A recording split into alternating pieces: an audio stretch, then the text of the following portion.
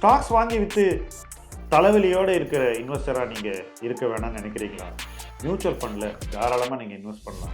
1 கோடி என்ற இலக்கை அடையலாம். சில ஆயிரம் சம்பாதிக்கக்கூடிய ஒரு முதலீட்டாளராக நீங்கள் இப்போ இருந்தாக்கணும். லட்சங்களை கடந்து 1 கோடியை நீங்கள் எட்ட முடியும். மைல்ஸ்டோன்ஸ் 12 அதற்கான ஒரு இடம் தான். அது உங்களுக்காக தான் உருவாக்கி இருக்கோம். இந்த பிளாட்ஃபார்ம் மூலமாக நீங்கள் நிச்சயமாக 1 கோடி என்ற இலக்கை அடைய முடியும். ஒவ்வொரு மைல்களாக கடந்து 1 கோடி உங்களுக்கு வந்து சேரும். கீழே உள்ள ஃபார்மை ஃபில் பண்ணுங்க, M2W சேருங்க, நிம்மதியாக இன்வெஸ்ட் பண்ணுங்க. தேர்வுகள்லாம் முடிஞ்சு விடுமுறை ஆரம்பிச்சாச்சு. விடுமுறை ஆரம்பித்த உடனே பசங்களுக்கெல்லாம் கொண்டாட்டம் தான். பட் பேரண்ட்ஸுக்கு தலைவலி ஆரம்பிச்சிடும். ஏன்னா ஸ்கூல் ஃபீஸை கட்டியாகும். ஒவ்வொரு வருஷமும் ஸ்கூல் ஃபீஸ் கூடிக்கிட்டே போகுது. உங்களுக்கு ஒவ்வொரு வருஷமும் ஸ்கூல் ஃபீஸ் எவ்வளவு கூடுது அப்படின்றத நீங்கள் தாராளமாக கமெண்ட் செக்ஷனில் எழுதலாம். ஏன்னா ஒரு ஊரில் ஒரு மாதிரி பணவீக்கம் கல்வியில் வெளிப்படுகிறது. ஆனால் ஒரு விஷயம் உறுதிங்க, பணவீக்கம் இல்லாத கல்வியே இல்லை. கல்வி என்பது இன்னைக்கு ஒரு சேவையா அல்லது ஒரு சமூகத்துக்கான ஒரு இன்ஃப்ராஸ்ட்ரக்சரா அப்படின்னு பார்த்தீங்கன்னா 2 இல்லைங்க. இன்னைக்கு அது ஒரு தொழில். அதை நடத்துபவர்கள் அதை தொழிலாகத்தான் பார்க்கிறார்கள்.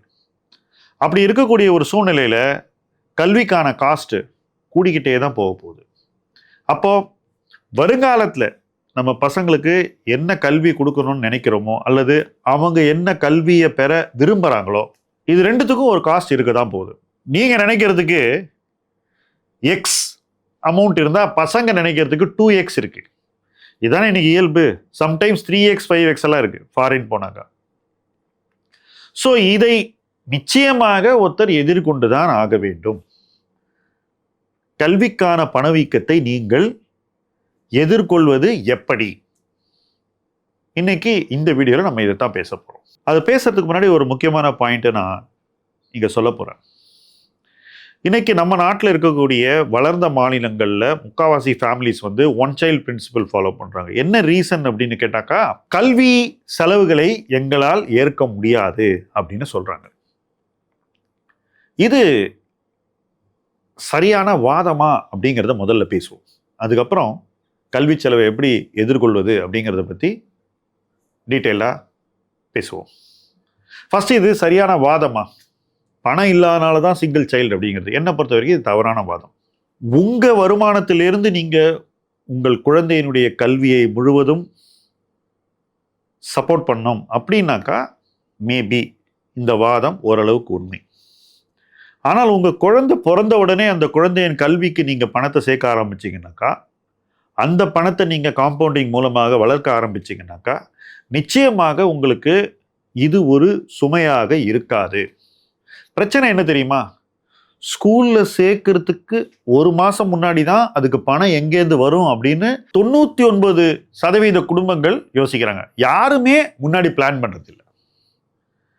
இதில் ரொம்ப பிளான் பண்ணுறவங்கள நம்ம வந்து ஏளனப்படுத்துகிறோம், கிண்டல் பண்ணுறோம். குழந்தை பிறந்த உடனே ஸ்கூலில் சேர்க்கணும்னு தெரியல. அப்போ பிறந்த நாள்லேருந்து உங்களால் பணம் சேர்க்க முடியாதா அப்படின்ற கேள்வி தான்.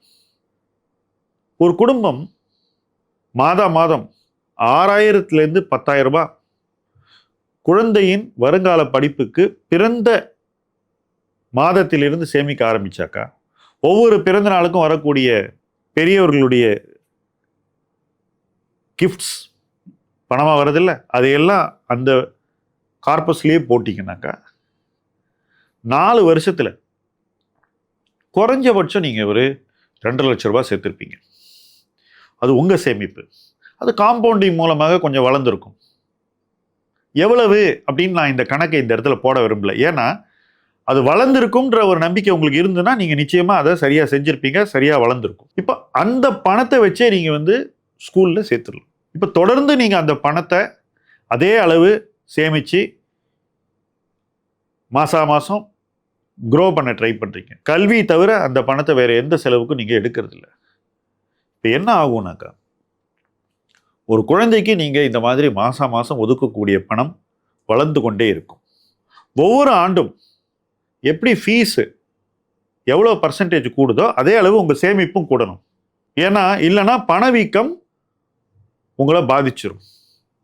ஸோ சப்போஸ் நீங்கள் 6,000 ரூபாயில் ஸ்டார்ட் பண்ணுறீங்கன்னா அதுக்கு அடுத்த வருஷம் கல்வி செலவு 10% ஏறுது அப்படின்னாக்கா நீங்கள் அட்லீஸ்ட் ஒரு 6,600 அல்லது 7,000 அப்படின்னு ஒரு இன்க்ரீஸை பண்ணணும். ஸோ இப்படி சேவ் பண்ணிக்கிட்டே போனீங்கன்னா என்ன ஆகுதுனாக்கா ஒவ்வொரு வருஷமும் உங்களுக்கு ஃபீஸுக்கான பணம் உங்களுடைய சேமிப்பு கொடுத்து விடுகிறது. அதுலேருந்து வர ரிட்டர்ன்லேருந்து நீங்கள் ஃபீஸ் பே பண்ணுறீங்க. இது எங்கே வந்து உங்களுக்கு ரொம்ப உதவியாக இருக்குன்னாக்கா கல்லூரி படிப்புக்கு வர்றீங்க. அந்த பாயிண்ட் வரும்போது நீங்கள் வருஷா வருஷம் இந்த கார்பஸ்லேருந்து எடுத்த தொகை போக ஒரு பெரிய ரொக்கத்தொகை இருக்கும்.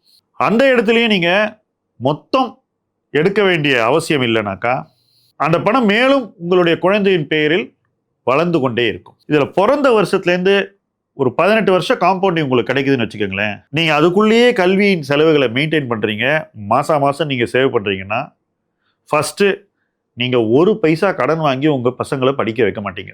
இந்த பணத்துலேருந்து நீங்கள் படிக்க வைக்க முடியும். இதை நான் உறுதியாக நம்புகிறேன். 2வது, படிக்க வச்சது போக உங்கள்கிட்ட பணம் மிஞ்சும்.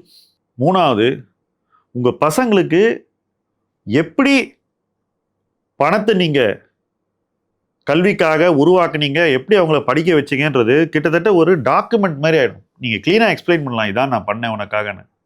அப்போ அவங்களுக்கு நீங்கள் என்ன செஞ்சுருக்கீங்கன்றது அவங்களுக்கு தெரியும் போது நிச்சயமாக அவங்களுக்கு உங்கள் மேலே உள்ள மரியாதை என்றைக்கும் நிலைத்து நிற்கும். நிறைய பசங்களுக்கு அவங்க பசங்க படிக்கிறதுக்கு பேரண்ட்ஸ் எவ்வளோ கஷ்டப்படுறாங்கன்றதே தெரியாமல் இருக்காங்க.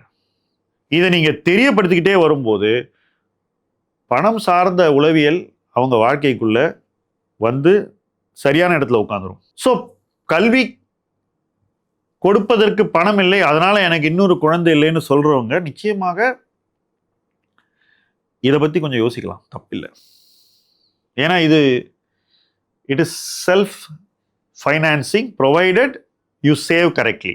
சரியான சேமிப்பு பண்ணி முதலீடு பண்ணாக்கா கல்வி என்பது ஒரு பாயிண்ட்ல செல்ஃப் ஃபைனான்சிங்காக ஆக்க முடியும். ஏன்னா ஒரு 6 வருஷத்துக்கு ஒரு தடவையாவது உங்கள் பணத்தை நீங்கள் டபுள் பண்ண முடியும்னு நான் நம்புகிறேன். அதை விட சீக்கிரம் கூட பண்ண முடியும், பட் அதை நம்ம கணக்கில் எடுத்துக்கூடாது. ஒரு 6 to 7 இயர்ஸில் நீங்கள் பணத்தை டபுள் பண்ணுவீங்கனாக்கா நிச்சயமாக நீங்கள் தொடர்ந்து சேமிக்கக்கூடிய பணம் உங்கள் குழந்தையின் கல்விக்கும் அதுக்கப்புறம் மேல் படிப்புக்கும் அதுக்கப்புறம் அவங்க எதிர்காலத்துக்கும் தேவையான ஒரு கார்பஸை உருவாக்கி கொடுத்துரும். இதில் இன்னொரு நுட்பமான விஷயம் இருக்குங்க. அது என்னன்னாக்கா, இப்படி தனிப்பட்ட முறையில் ஸ்டாண்டலோனாக இன்வெஸ்ட் பண்ணி பசங்க படிப்புக்கு நீங்கள் ஒரு வாழ்வியல் முறையை உருவாக்கும் போது அது உங்களுடைய நிதி ஆதாரத்தை எந்த நேரத்துலையும் வீக்கெண்ட் பண்ணாது. ஏன்னா பசங்க படிப்பாங்க, அப்புறம் போயிடுவாங்க, அப்புறம் அவங்க லைஃபு, அதுக்கப்புறம் அவங்கள்ட்டே நீங்கள் என்ன எதிர்பார்க்கணுங்கிறதுலாம் இன்னைக்கு கேள்விக்குறி. அப்படி இருக்கக்கூடிய ஒரு சூழ்நிலையில் உங்களை நீங்கள் பார்த்துக்க வேண்டிய ஒரு தேவை இருக்குல்ல. அவங்க போனதுக்கப்புறம் நீங்கள் நல்லா வாழணும். அவங்க இண்டிபெண்ட் ஆகினப்புறம் நீங்கள் இண்டிபெண்ட்டாக இருக்கணும். அவங்க மேலே டிபெண்ட் ஆகக்கூடாது இல்லை. அதுக்கு இது ரொம்ப முக்கியம். நிறைய பேர் என்ன நினைக்கிறாங்க, நான் என் பசங்களுக்காக தான் வாழறேன், எல்லாமே அவங்களுக்காக தான் சொல்லி எல்லாம் செலவு பண்ணிடுவாங்க, கேட்டதெல்லாம் வாங்கி கொடுப்பாங்க, கடன் வாங்கி படிக்க வைப்பாங்க, என்னெல்லாமோ பண்ணுவாங்க. கடைசியில் இவங்களுடைய லேட்டர் இயர்ஸில் அவங்களுக்கு வாழ்வதற்கு போதுமான பணம் இருக்காது. இது நடக்கவே கூடாது யாரோட லைஃப்லையும்.